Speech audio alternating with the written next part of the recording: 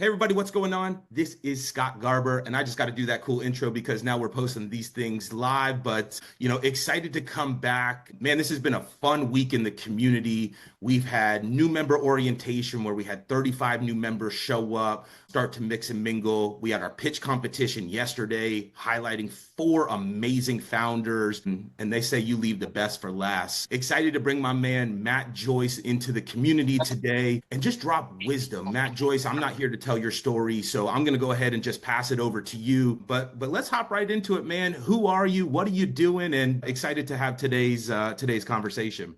Yeah, I'm excited to jump in as well.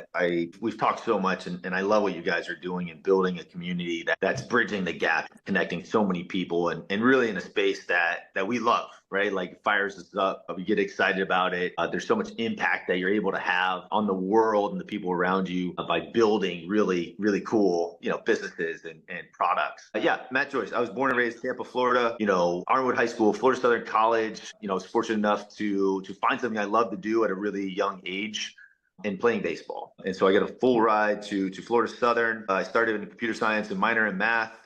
I figured out that I didn't want to be stuck behind a computer, writing code all my life. And there was a lot of people that were way more advanced than me. So I switched it to a standard business degree. But I love baseball. I love to play. It was so challenging, and I felt like it was something that I could work at to get a lot better. And I had a little bit of talent to work with. So I was drafted by the Tigers in the 12th round. In 2005, went through the minor leagues, which I tell everybody is the ultimate grind, 12, 13-hour bus rides. You're staying in crappy hotels, playing in crappy stadiums, and you have a roommate that snores, right? Like that's the minor leagues, and you don't make any money. So, the minor leagues ultimate grind, I was fortunate enough again to spend 3 years and a month before I got called up with the Tigers in '08. Went from playing in front of 2,000 fans into Thursday night baseball against the Red Sox. Dice K was on the mound, and there was 40,000 people in the stands, and we were on Thursday night baseball on ESPN. So I literally couldn't feel my legs when I was running out to the outfield, to get my first taste of like playing in the big leagues. It's one of the coolest experiences that I'll ever have for sure. And then from there, man, it was a daily grind. It's a fight. They say, it's hard to make it to the big leagues, but it's even harder to stay there, right? Or they actually say it's easy to get the big leagues. It's not easy to get the big leagues. But the hard part is staying there because the game adjusts to you so much. And so, again, a daily grind, a daily obsession of like, how do I maximize, my abilities, my talent to be able to like be the best baseball player that I could be. And again, I was fortunate enough to stay healthy. And so I played for 14 years, played 8 different teams, came with the Tigers, traded to the Rays. So I played at home for 5 years, and then went to Angels, Pittsburgh, Oakland, Atlanta, Miami, Philly. And those are the teams that I played for. Overall, Atlanta was my favorite all-around team. Everything was first class. Bigger city, new stadium, fans were incredible. We had a really good team. And yeah, I've learned a lot along the way.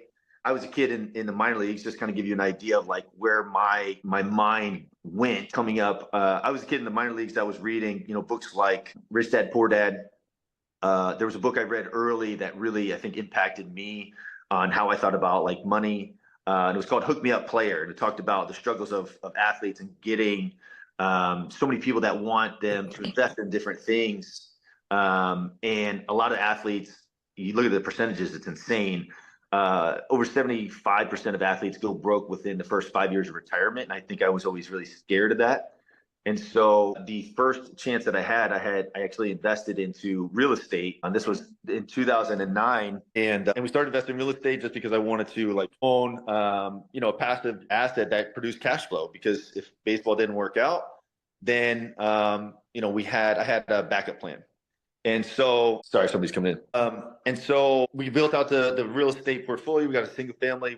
Started to sell those off. We got into multifamily. Started to sell those off.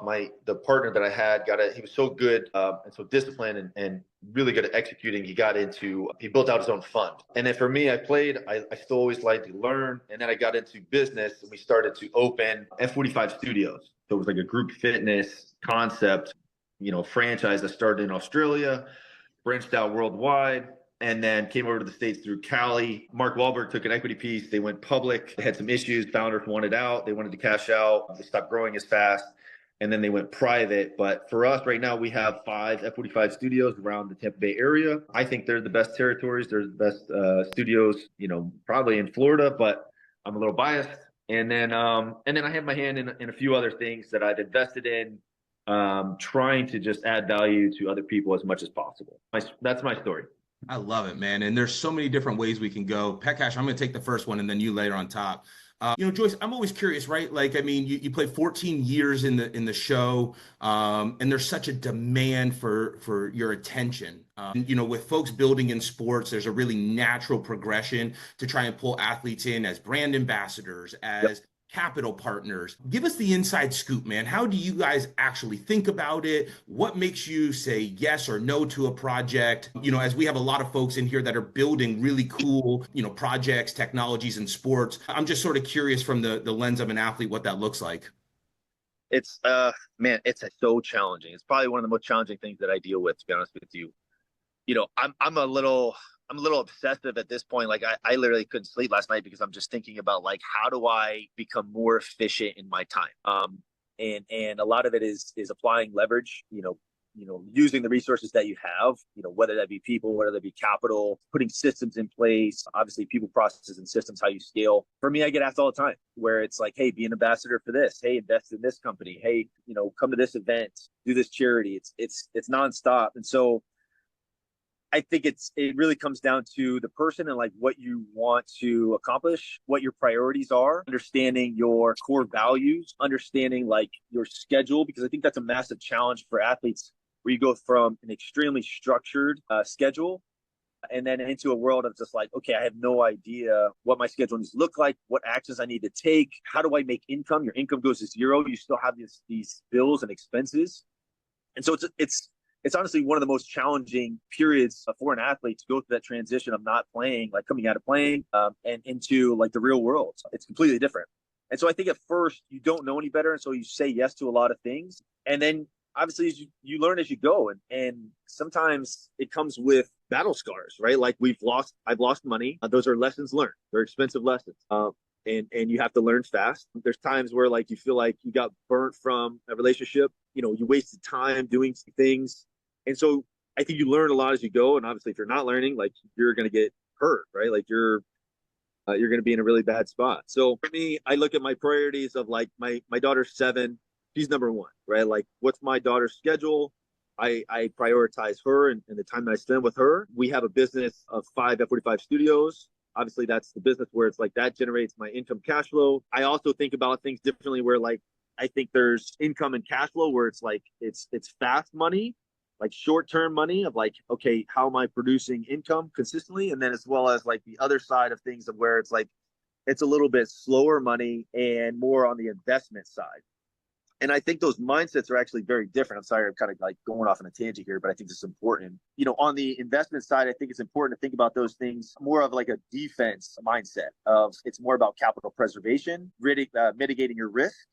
And then on the income and cash flow side, I think it's more of an offense. It's more of a hustle. It's more of like, what actions can I take in order to drive income as well as, or even produce cash flow for the business that I own, optimize those actions in order to generate the most return. So again, it's all relative to where you're at, what resources you have. Everybody, all of us are dealing with, hey, on the personal side, what do I have to manage? What do I have to do on the personal side? Relationship wise, family wise, the home where you live, as well as like, all right, on the money side, on the business side, there's a lot of challenges that you're trying to navigate and figure out. And all of us are in the same spot. Just it's relative. Joyce, I appreciate you going full scope on that. So something we talk about a lot, like me and you, and then everyone here in the community, is the value of athletes on cap tables, right? And it's there's tons of mutual exchange from both sides.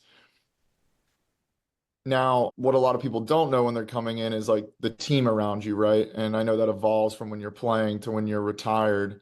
But who's around you, from legal to agents? Like, what's that look like when you're playing? We can get into it a little bit more now that you're retired. And what's the best way for founders or people to navigate it appropriately? Yeah, no, that's a really good question. And I think it evolves, it changes as you go. When you're young, you don't necessarily know who to trust and who's around you. You kind of rely on your inner circle. And really, I mean, depending on who your inner circle is going to dictate like who you trust, right? Like if you have a dad that's intelligent or well connected, like you're going to be in a much better spot than somebody who isn't. Love my dad to death, but like he was a truck driver, right? Like he didn't know about money and investing and just that side of things. So typically when you come up, and especially more so if you're at the big league level, you're going to have an agent. And so the agent's job is obviously, hey, try to get you the best deal possible for the team. That's where they're going to make their money. They don't make a ton of money on the endorsement side. Agents are going to get 4 to 5% of the deal that you sign, which is, a nice payday for them. So obviously they're going to go after the payday with the guys with the that are the best players and going to stand to make the best money.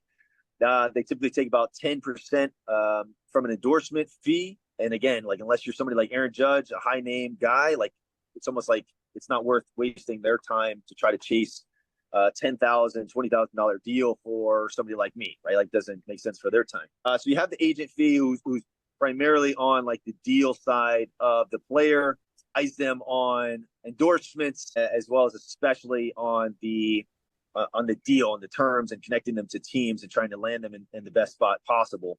With that being said, depending on who the agent is and how the size of the agent, they're going to offer different services and come with, different value as well, right? So it's purely dependent on the agent. From there, you're typically going to have like a financial advisor as you kind of go along and get to a little bit higher of plateau. A lot of guys go into the family office. Typically, it'll be a multi-family office until you probably have about 100 million in net worth, and then you can have your own family office. Nowhere near that. So we go in a multi-family office because I think they can add more value in different ways. They start looking at your taxes, tax strategies. They're looking at legal, like where are you exposed? How do you mitigate the risk on the legal side of the investments that you're doing, different perspectives besides just, hey, what do I do with the money that I made in investment side? A financial advisor is purely a financial advisor, right? Like they're going to give you, hey, with the $1 million that you made, we're going to diversify your portfolio and say, hey, you need 60% stocks, you need 30% bonds. We'll allocate, these aren't perfect numbers. I'm just throwing this out here. 5% in commodities and a little bit private equity, spread the risk.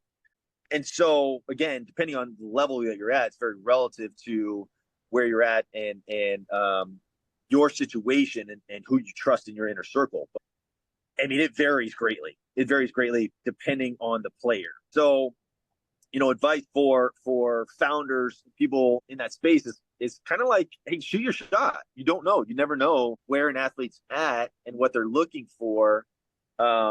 Typically, when I was playing, I have a lot more income coming in, and so I'm more able to allocate capital to different investments while I'm playing. Granted, while I'm playing, I'm getting pulled in a million different directions, and everybody wants something from me. So it's so dependent. It really is. And a lot of these guys aren't well educated to know what a good investment is and what a bad one is. And so, you learn a lot as you go.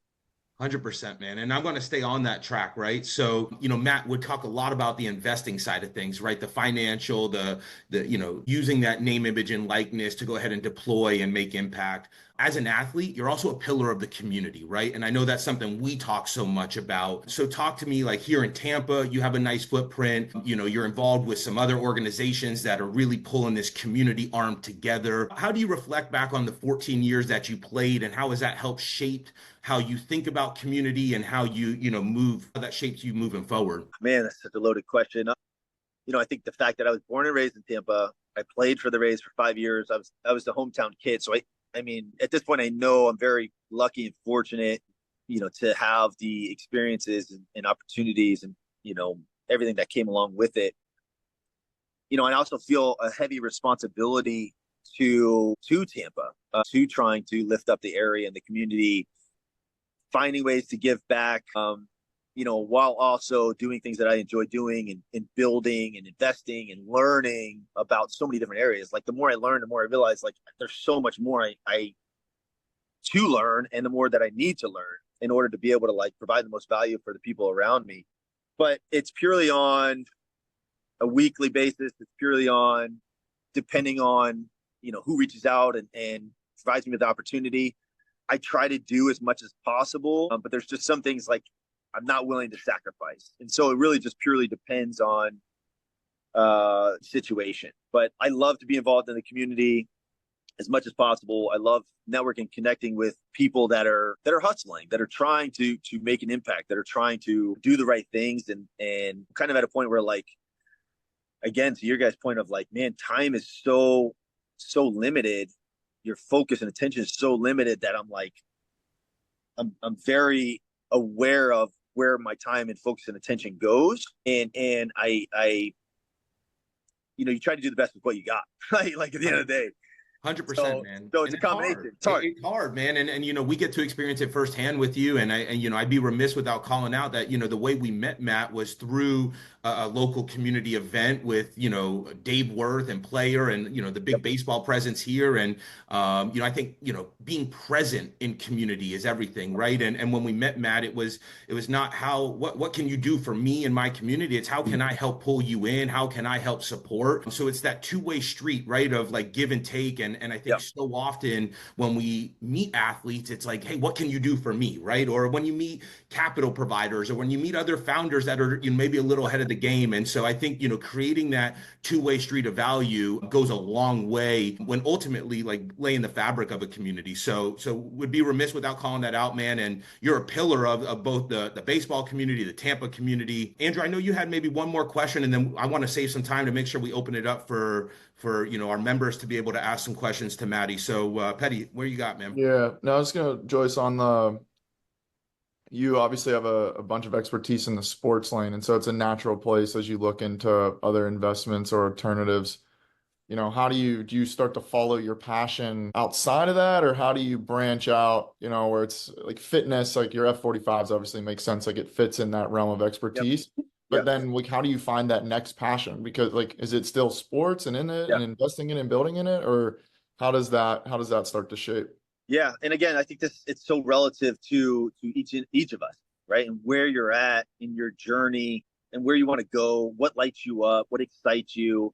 I think being able to do something that you're really passionate about kind of has to be earned.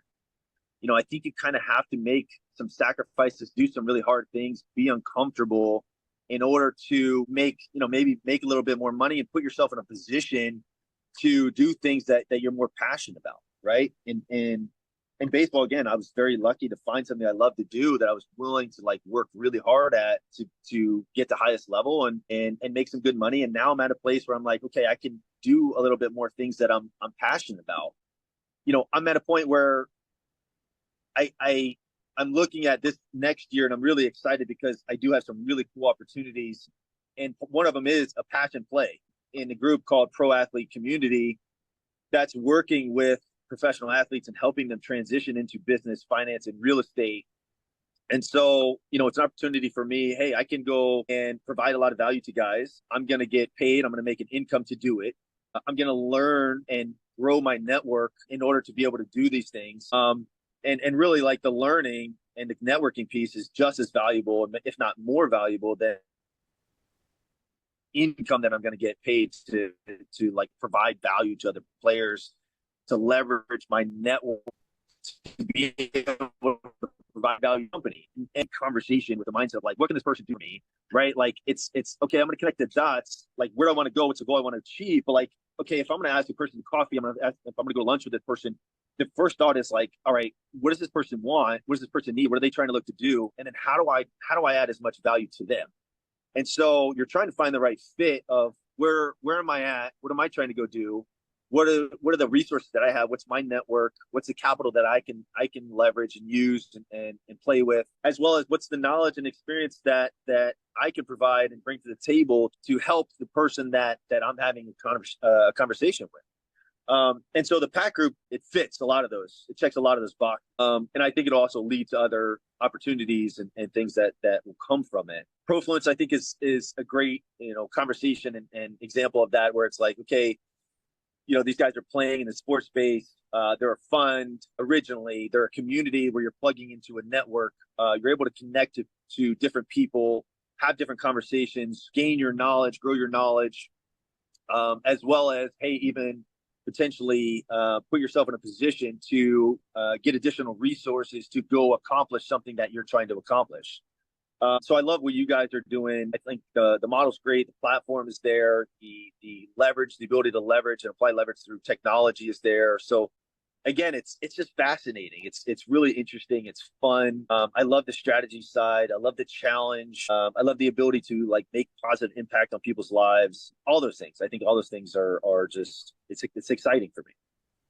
Humbled, man. And I swear, members, we didn't pay Matt to say that. That came all unprompted there. But no, man, I think it's really cool. And, by no coincidence, do we watch more and more people lean into this community lane, right? Like, I think at the end of the day, sports is an amazing vehicle to bring community together. And when we talk about the builders in sports, I think that's one of the areas that's maybe been neglected a little bit, right? We focus so much on teams, or we are athletes, or, owners. What about the folks that are driving the innovation? And so this has been vulnerable, wide open, informative, and honestly, it just so aligns with what we've been trying to curate here at Profluence to really flatten the curve and just we're all humans, right? And we're all these imperfect creatures just trying to make it a little bit better than we found it. And Matt, you play a huge role in that. So thank you for coming on. Pet Cash, any thoughts before we part ways today? No, loved it, Joyce. You're a legend, brother. Yeah, no, we're all better for it. Everyone take this, digest it, reflect on it, and then figure out a way where you can take one of those nuggets and work it back into your life and your business. And I think the whole ecosystem of sports will be better for it. So, Maddie, as always, man, thank you for your time today and more of this to come in the future. Definitely. We'll have to do a follow-up for sure. But thank you guys so much for all of your time. I know how valuable your time is. So I'm honored and humbled to be able to spend some time with you and sharing my journey and the lessons that I have learned. So, have an amazing weekend and good luck to everybody. Onward and upward, guys. Talk soon.